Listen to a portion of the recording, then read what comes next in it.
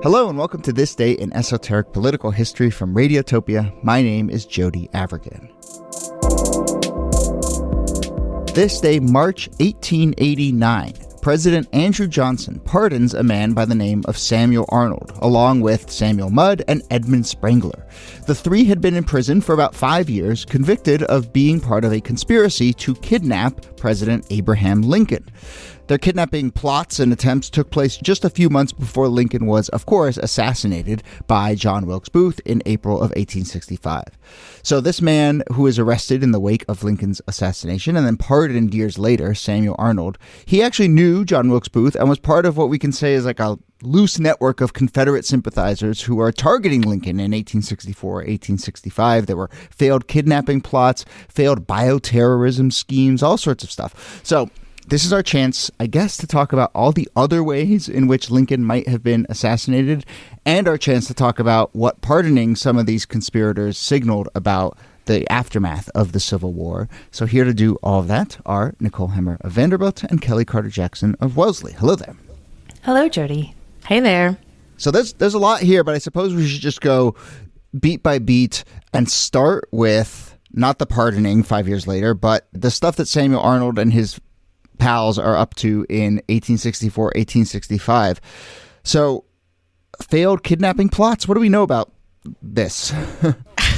No, this is wild. I just feel like, gosh, poor Lincoln. He can't catch a break. I mean, there were so many attempts to harm this man, to assassinate this man, or kidnap him, or, cause some sort of violence.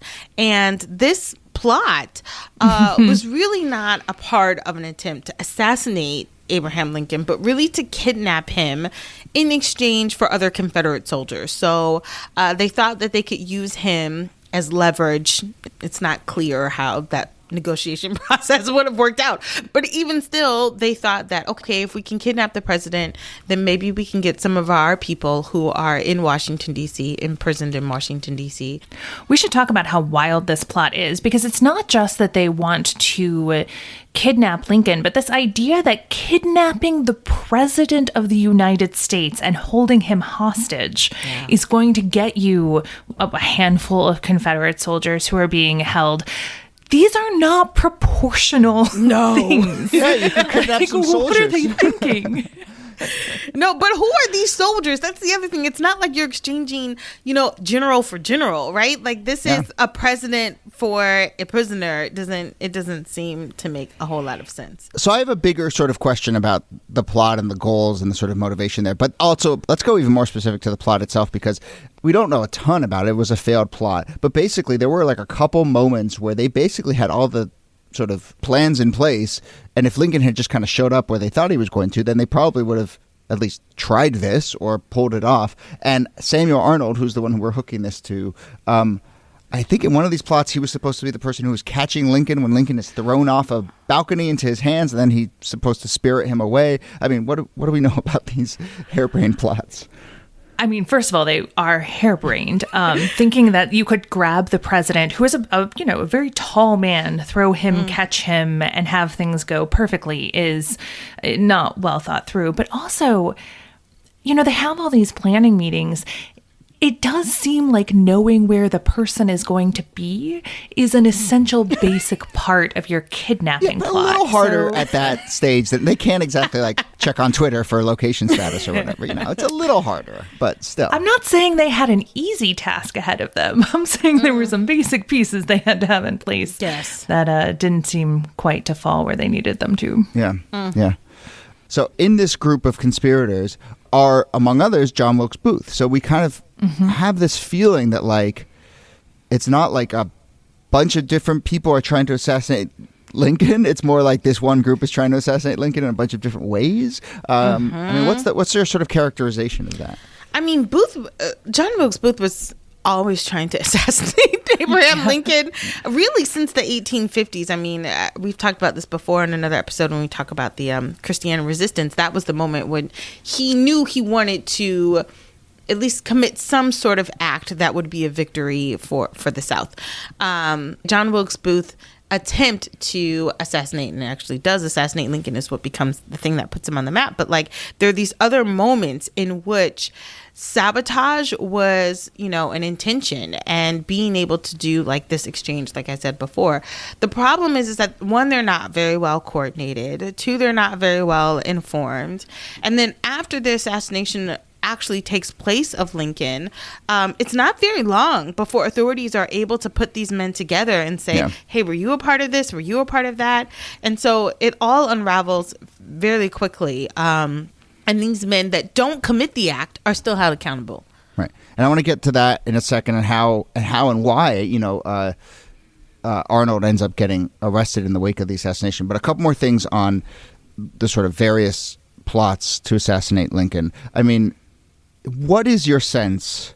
So there's an incident 9 months before he's actually shot where he's in a carriage and they hear a gunshot go out. They're not entirely sure what happens, but then a couple days later the police are investigating and they find Lincoln's hat with a musket ball shot through it. Lincoln dismisses it as a hunting accident, says we don't want to start rumors that I'm under assassination attempts. There's a number of instances like that. How much is Lincoln aware of his own peril, and how much when you read about Lincoln, and maybe this is like backwards casting from the fact that he did get assassinated, but there are some portrayals of Lincoln as like, he knows he's a marked man. He knows he's a marked man, but also he knows he's going to be a martyr almost. I mean, it feels the same as like Martin Luther King, right? In some ways, he has constant death threats. In some part of him, he has to compartmentalize, right? Because he can't dwell on the fact that people want to kill him. He has to govern. He's in the middle of a war. He has to, lead. But then there's the other part of him that believes that, like, if there's going to be a demise, I'm probably going to be the first person in line. If there's going to be an assassination, I know that I'm a wanted man. And so, there's always a knowing that Lincoln has about his life, a sense of certainty about maybe dying at the hands of violence. But at the same time, I think he does use a lot of humor. He does dismiss a lot of these plots, because how else can you still lead and govern if you think like that all the time? The thing about Lincoln, right, the moment he's elected, states start to secede from the Union, and he becomes instantly a symbol of the war, right? Like, he's seen by white Southerners as the instigator of the war, as the person who rent the nation in two. And so there's a way that he, often when there are conflicts, there are issues that are being fought over, but Lincoln really personified the war for white Southerners, and that made him somebody who you have millions of people who want you dead. So I think that his awareness of the threat was pretty strong.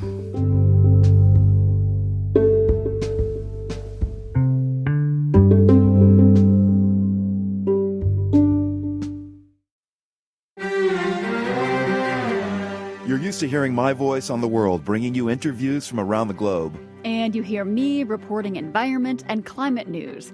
I'm Carolyn Beeler. And I'm Marco Werman. We're now with you hosting The World Together. More global journalism with a fresh new sound. Listen to The World on your local public radio station and wherever you find your podcasts.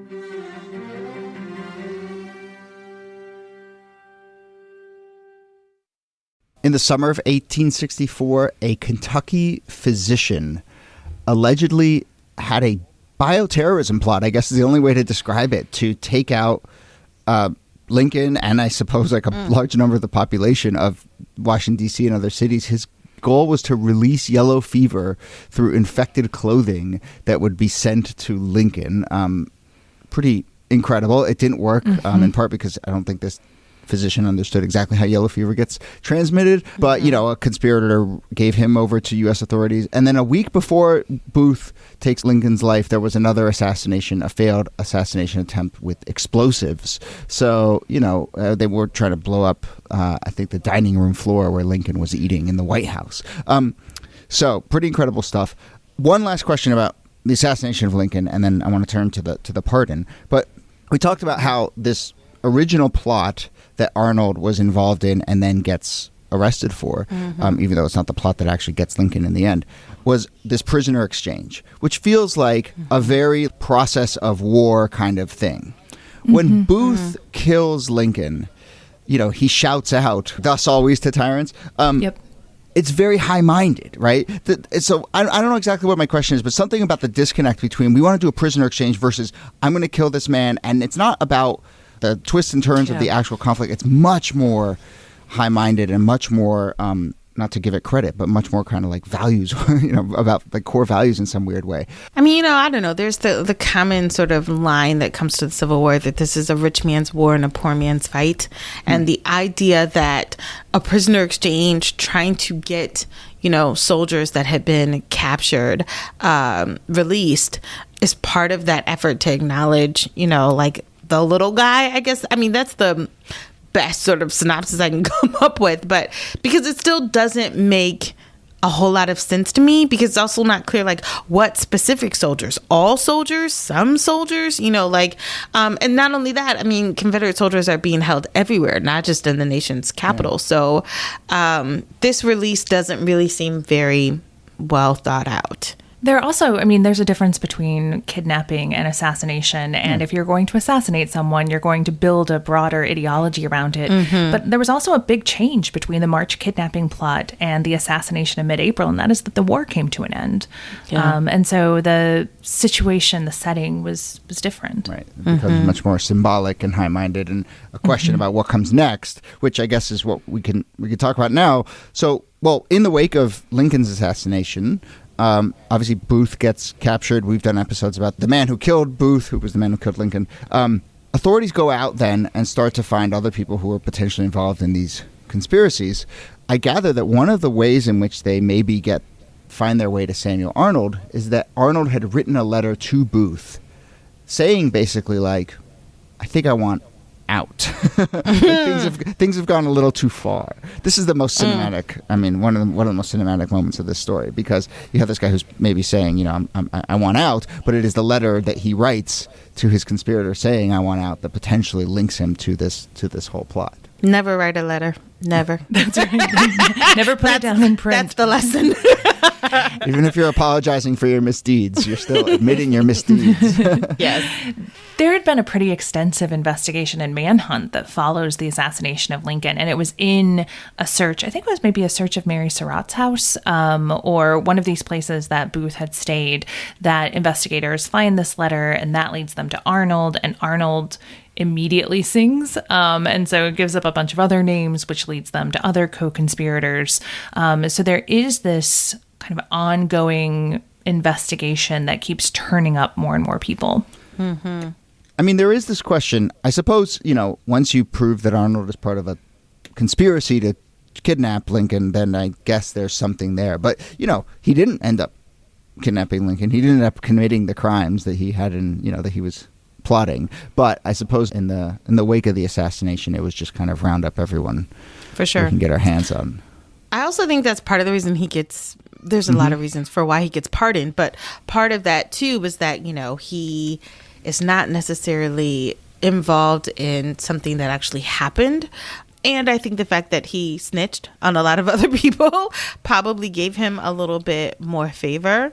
And if anybody else was vice president, his fate might be different. But the fact that it was Andrew Johnson, I think, who was known for pardoning Confederate soldiers and, according to a lot of people, letting the South off quite softly, is another reason I think he finds freedom in the end.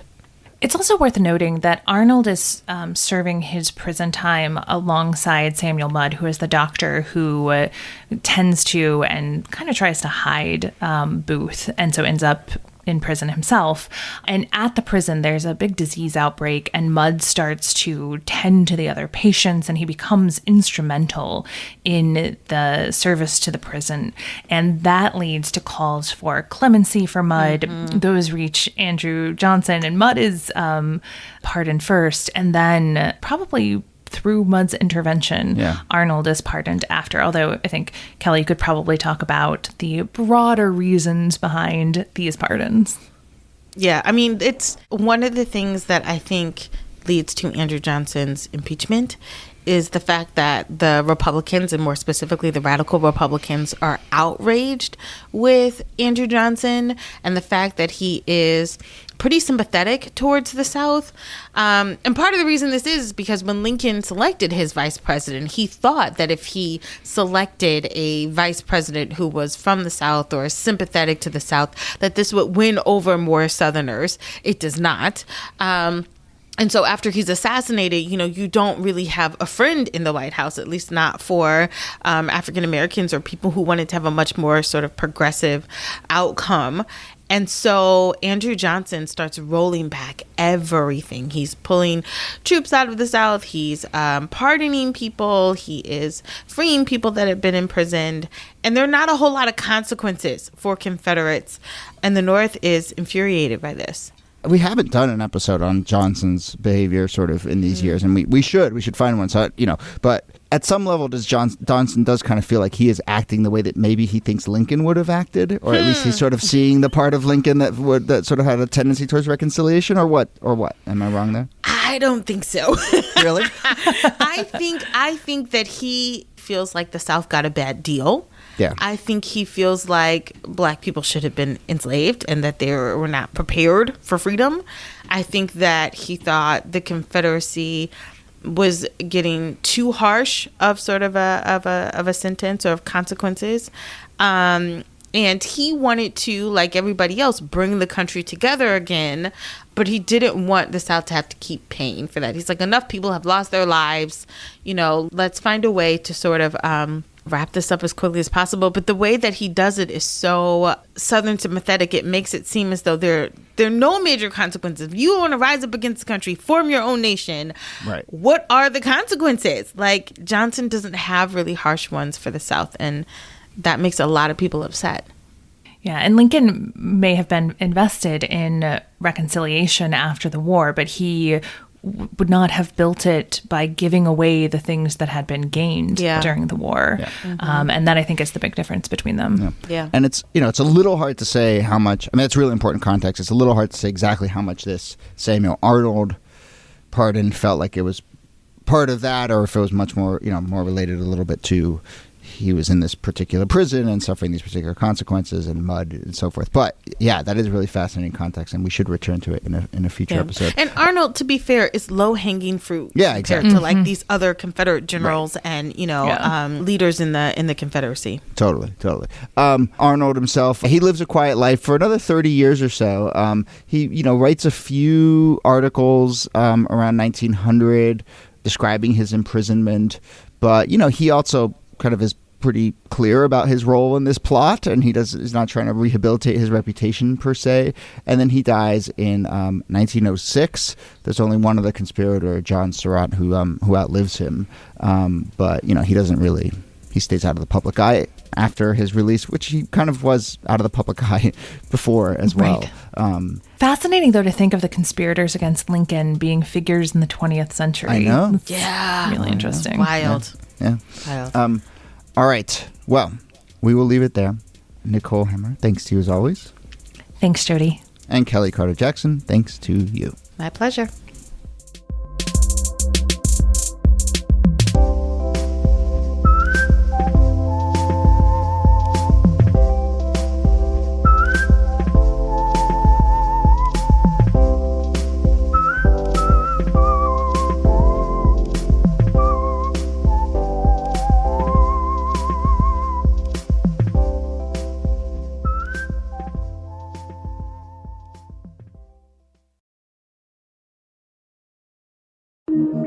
Radiotopia.